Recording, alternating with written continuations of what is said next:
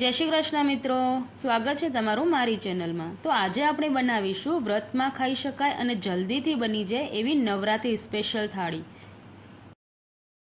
તો ફરાળી થાળીમાં આજે આપણે બનાવીશું મરીવાળા બટેકાનું શાક, કાકડીનું રાયતું, સાબુદાણાની એકદમ સોફ્ટ આવી રોટલી બનાવશું, સાબુદાણા વડા બનાવશું ને એની સાથે આપણે બનાવશું ફરાળી ચટણી। તો ચાલો રેસીપી શરૂ કરીએ। તો અહીંયા સૌથી પહેલાં આપણે કાકડીનું રાયતું બનાવશું। તો એના માટે મેં અહીંયા એક કાકડી લીધી છે। કાકડીને આપણે આવી રીતે છોલીને એને ખમણી લેવાની છે। આપણે જાડી જાડી જ ખમણવાની છે। હવે અહીંયા આપણે એક મોટો બાઉલ જેટલું દહીં લીધું છે। એમાં આપણે મીઠું, મરી પાવડર એડ કરશું અને વ્યવસ્થિત એને મિક્સ કરી લેશું।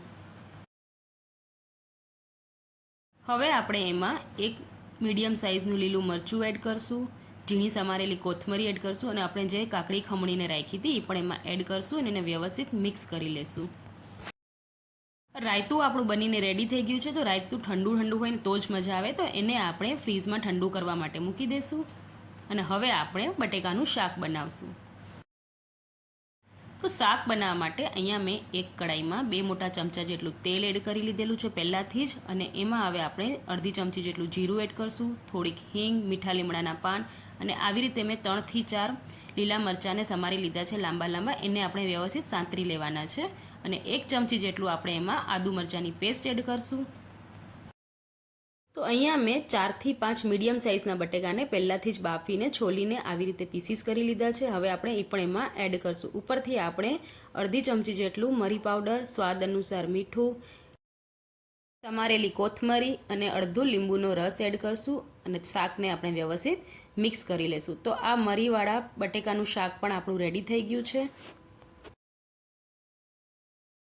તો હવે આપણે સાબુદાણાની રોટલી બનાવશું। તો એના માટે અહીંયા મિક્સીની જારમાં આપણે 1 બાઉલ જેટલા સાબુદાણા લીધા છે। એમાં આપણે 1 મોટી ચમચી જેટલો સામો એડ કરવાનો છે ને આને આપણે વ્યવસ્થિત પીસી લેવાનું છે।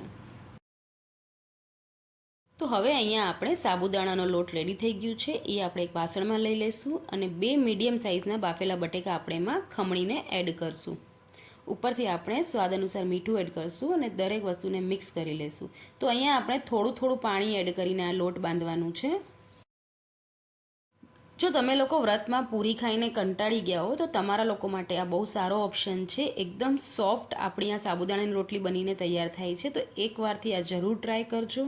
તો આવી જ રીતે આપણે બિલકુલ થોડું થોડું પાણી એડ કરીને આપણે એકદમ સોફ્ટ લોટ બાંધી લેવાનું છે ને। તો રોટલી આપણી એકદમ સોફ્ટ બને એના માટે જ્યારે આપણે લોટ બાંધી લઈએ તો ઉપરથી આવી રીતે થોડુંક પાણી એડ કરીને એને સાઈડમાં મૂકી દઈશું। એટલે 20 મિનિટ માટે આપણે એને રેસ્ટ ઉપર રહેવા દેવાનું છે।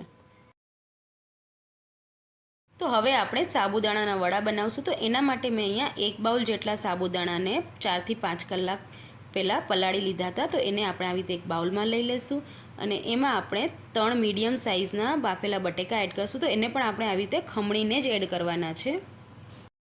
હવે આપણે એમાં 1 બાઉલ જેટલા સિંગદાણાનો પાવડર એડ કરશું, જેને મેં પહેલાંથી જ પીસી લીધા હતા, 1 ચમચી જેટલું આદુ મરચાંનું પેસ્ટ, મીઠું, મરી પાવડર, લાલ મરચું પાવડર, ધાણા જીરું, જીરું, સફેદ તલ અને કોથમરી એડ કરીને વ્યવસ્થિત એને મિક્સ કરી લેશું। જો તમને વ્રતમાં આવી રીતે આખી થાળી ન બનાવવાની હોય ને ખાલી આવી રીતે સાબુદાણાના વડા બનાવવા હોય તો આ સાબુદાણાના વડા બહુ જ ટેસ્ટી અને બહુ જલ્દી બની જાય છે। તો એકવારથી જરૂર ટ્રાય કરજો। તો આપણો આ મસાલો હવે મિક્સ થઈ ગયું છે। હવે આપણે આને શેપ આપી દઈશું। તો પહેલાં આપણે હાથમાં આવી રીતે તેલ લગાડી લેશું અને હવે આપણે એને શેપ દઈ દેવાના છે। તો તમને જેવા શેપ ગમતા હોય એવા તમે આપી શકો છો। હું અહીંયા લાંબા શેપ આપું છું। તો આવી જ રીતે આપણે એકદમ વ્યવસ્થિત શેપ આપી દેવાના છે ને બધાય મસાલાના આપણે આવી રીતે પહેલાં વડા બનાવી લેશું ને પછી એને ફ્રાય કરશું। તો હવે આપણે પહેલાં વડા માટે લીલી ચટણી બનાવી લઈશું। એના માટે મિક્સીના જારમાં થોડાક શેકેલા સિંગદાણા, 3 થી 4 લીલા મરચાં, 2 ટુકડા આદુના, 1 બાઉલ સમારેલી કોથમરી એડ કરશું। મસાલામાં આપણે એમાં જીરું, સ્વાદ અનુસાર મીઠું અને લીંબુનો રસ અને થોડુંક પાણી એડ કરીને મિક્સીમાં પીસી લઈશું। તો ચટણી આપણી તૈયાર થઈ ગઈ છે, એને આપણે એક બાઉલમાં કાઢી લઈશું।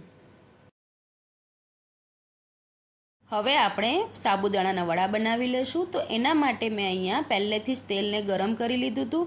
તો મીડિયમ ફ્લેમ પર આપણે વડાને આવી રીતે ફ્રાય કરી લેવાના છે ને વડા આપણા ગોલ્ડન બ્રાઉન થઈ જાય ત્યાં સુધી તેને ફ્રાય કરી લેશું. તો વડા પણ આપણા રેડી થઈ ગયા છે ને હવે આપણે સાબુદાણાની રોટલી બનાવીશું.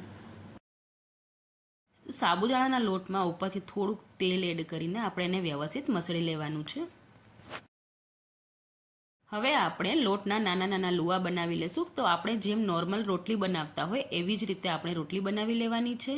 તો બસ આપણે ઉપર થોડુંક તપકીર આપણે એડ કરશું જેનાથી આપણી રોટલી ચોટે ને આવી રીતે આપણે એને વણી લેવાની છે. તો રોટલી દેખાવામાં સારી લાગે એના માટે અહીંયા મેં ઢાંકણાની મદદથી રોટલીને એકદમ રાઉન્ડ શેપ આપી દીધું છે. તો આવી જ રીતે આપણે પહેલાં બધી રોટલી બનાવી લેશું ને હવે આપણે એને તવા ઉપર શેકી લેવાની છે. તો નોર્મલ આપણે જેવી રીતે રોટલી શેકીએ ને બિલકુલ એવી રીતે શેકી લેવાની છે ને કપડાની મદદથી બંને સાઈડ આપણે આવી રીતે દબાવીને એકદમ ફૂલાવી લેશું. તો એકદમ સાબુદાણાની આપણી ફૂલેલી રોટલી બનીને તૈયાર થઈ ગઈ છે. ઉપરથી આપણે એમાં ઘી લગાડી લેશું. તો આવી જ રીતે આપણે બધી રોટલી બનાવી લેશું. તો આ આપણી ફરાળી થાળી તૈયાર થઈ ગઈ છે. તો ચાલો હવે એને સર્વ કરીએ. તો એકદમ સ્વાદિષ્ટ અને ઝડપથી બની જાય એવી આપણી નવરાત્રી સ્પેશિયલ ફરાળી થાળી રેડી થઈ ગઈ છે. તમને આ વિડીયો ગમ્યો હોય તો વિડીયોને લાઇક કરી લેજો અને જો તમને મારી રેસીપી ગમતી હોય ને હજુ સુધી મારી ચેનલને સબસ્ક્રાઇબ ના કરી હોય તો સબસ્ક્રાઇબ કરી લેજો અને બાજુમાં આવેલી ઘંટીને દબાવજો એટલે નવી નવી રેસીપીના નોટિફિકેશન તમને મળી રહે.